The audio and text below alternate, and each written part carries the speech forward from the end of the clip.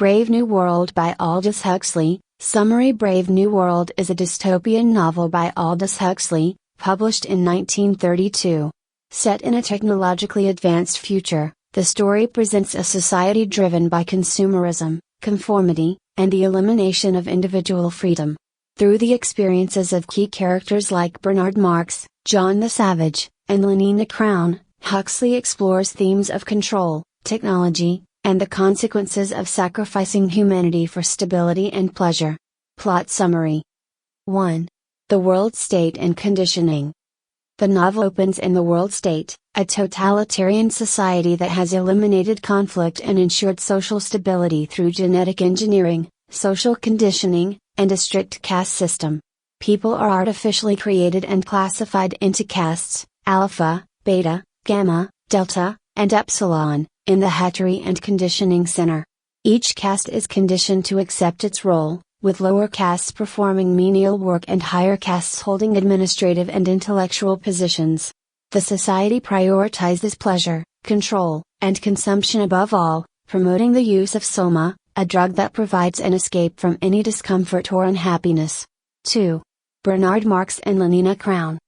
Bernard Marx, an alpha, feels isolated because of his desire for individuality and his discomfort with society's shallow pleasures. His physical stature, considered inadequate by alpha standards, further fuels his discontent. He is attracted to Lenina Crown, a beta worker who, unlike Bernard, embraces the pleasures and norms of the world state. Bernard invites Lenina to the Savage Reservation, a place where the uncivilized live without technological conditioning, as he hopes the experience will open her eyes to a different way of life. 3. Meeting John the Savage. On the Savage Reservation, Bernard and Lenina meet John, the son of a woman named Linda who had been abandoned there years earlier. Linda, once a citizen of the world state, was stranded on the reservation during a visit and gave birth to John, making him an outcast among the indigenous people.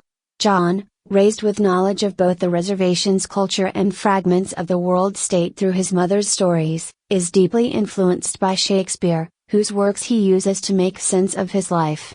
Intrigued by John's unique perspective and disillusionment with the reservation, Bernard brings him and Linda back to the world state. 4.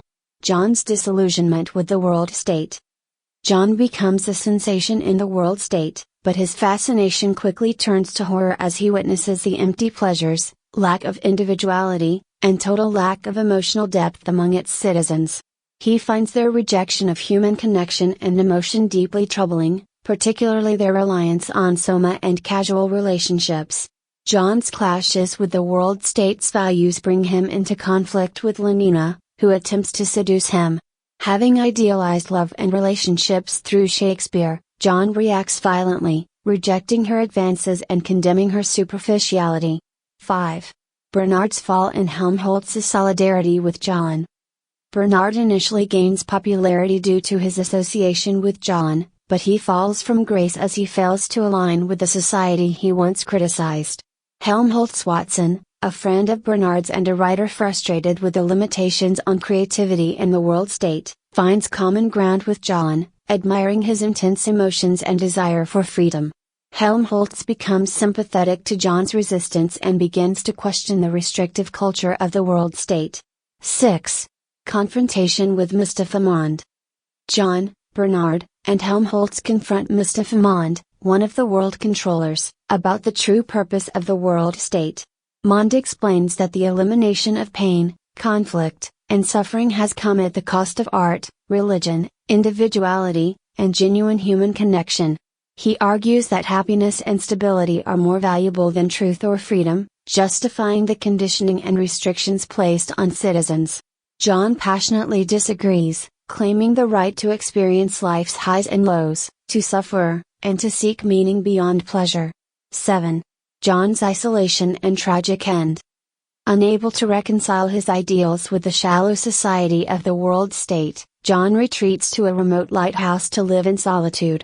However, his presence attracts curious crowds, and he becomes a spectacle once again, hounded by citizens eager to witness his savage ways. Driven to despair by his disillusionment and inability to escape the corrupting influence of the world state, John ultimately takes his own life, a tragic symbol of the conflict between individual freedom and societal control. Key themes. 1.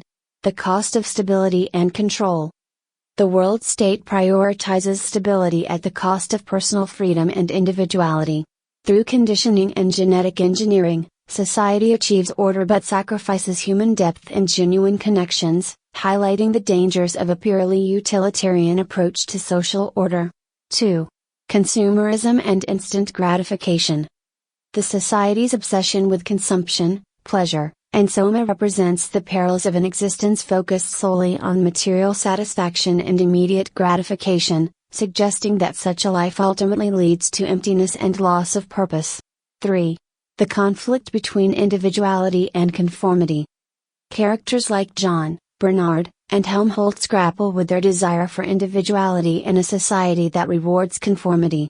The novel questions whether true happiness can be achieved without freedom and self-expression. 4. The role of art, literature, and emotion. John's love of Shakespeare and Helmholtz's creative frustrations underscore the importance of art, literature, and emotional depth. The novel suggests that these are essential to a meaningful life, a view at odds with the world state's suppression of such destabilizing influences. Conclusion. Brave New World by Aldous Huxley is a chilling vision of a future where societal stability and consumerism are valued above individuality, freedom, and depth.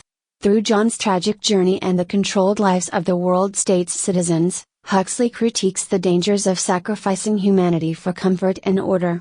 The novel remains a compelling exploration of the tension between freedom and control, challenging readers to consider the true cost of a perfect society.